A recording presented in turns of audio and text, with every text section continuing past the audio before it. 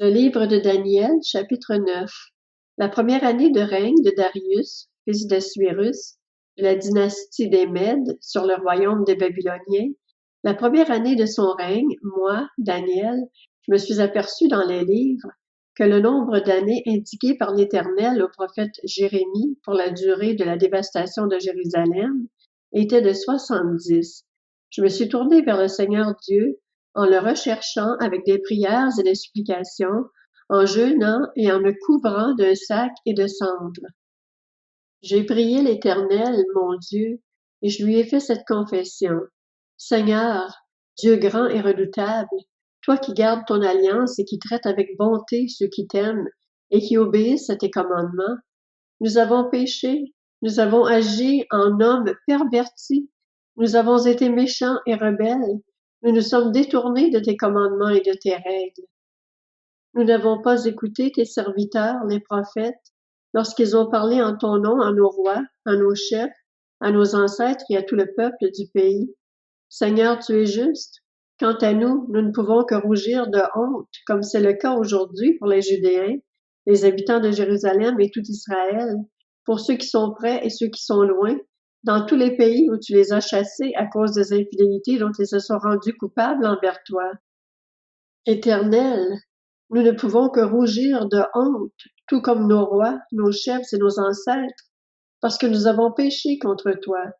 Le Seigneur, notre Dieu, est rempli de compassion et de pardon. Pourtant, nous nous sommes révoltés contre lui.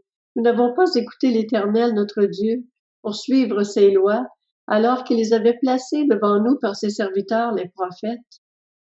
Tout Israël a transgressé ta loi et s'est détourné pour ne pas t'écouter. Alors se sont déversées sur nous les malédictions et les imprécations qui sont écrites dans la loi de Moïse, serviteur de Dieu, parce que nous avons péché contre Dieu. Il a accompli les paroles qu'il avait prononcées contre nous et contre les magistrats qui nous ont gouvernés. Il a fait venir sur nous un malheur si grand qu'il ne s'est jamais rien produit sous tout le ciel, de pareil à ce qui s'est produit à Jérusalem. C'est en conformité avec ce qui est écrit dans la loi de Moïse que tout ce malheur nous a frappés, et nous n'avons pas imploré l'Éternel, notre Dieu, nous ne nous sommes pas détournés de nos fautes, nous n'avons pas prêté attention à ta vérité.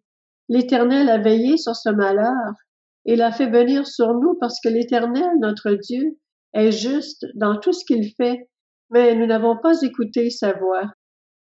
Et maintenant, Seigneur, notre Dieu, toi qui as fait sortir ton peuple d'Égypte par une main puissante, et qui t'es ainsi fait la réputation qui est la tienne aujourd'hui, nous avons péché, nous avons agi avec méchanceté.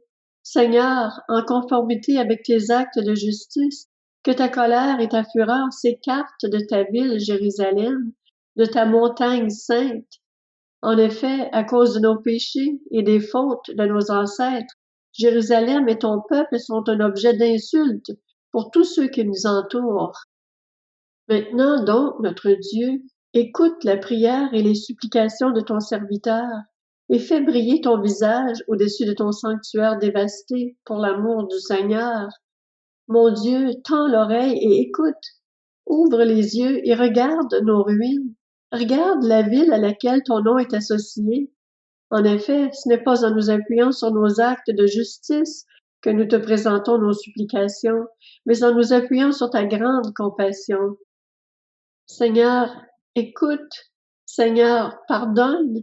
Seigneur, sois attentif et agis sans tarder par amour pour toi, mon Dieu. En effet, ton nom est associé à ta ville et à ton peuple. Je parlais encore, je priais, je reconnaissais mon péché et celui de mon peuple, d'Israël, et je présentais ma supplication à l'Éternel, mon Dieu, en faveur de la montagne sainte de mon Dieu. Je parlais encore dans ma prière quand l'homme, Gabriel, celui que j'avais vu dans ma précédente vision, s'est approché de moi d'un vol rapide au moment de l'offrande du soir. Il m'a enseigné et a parlé avec moi. Il m'a dit, Daniel, je suis venu maintenant pour ouvrir ta compréhension. Lorsque tu as commencé à prier, une parole est sortie et je viens pour te l'annoncer, car tu es considéré comme précieux. Sois attentif à la parole et comprends la vision. Ce sont 70 semaines qui ont été fixées pour ton peuple et pour ta ville sainte, pour faire cesser la révolte et mettre un terme au péché, pour expier la faute et amener la justice éternelle, pour marquer d'un sceau la vision et le prophète, et pour consacrer par onction le lieu très saint. Sache-le donc et sois attentif. Depuis le moment où la parole a annoncé que Jérusalem serait restaurée et reconstruite jusqu'au Messie, au conducteur, il y a 7 semaines et 62 semaines. Les places et les fossés seront restaurés et reconstruits, mais ce sera une période de détresse. Après les 62 semaines, le Messie sera exclu et il n'y aura personne pour lui venir en aide. Le peuple d'un prince qui viendra détruira la ville et le sanctuaire, puis sa fin arrivera comme par une inondation. Il est décidé que les dévastations dureront jusqu'au terme de la guerre.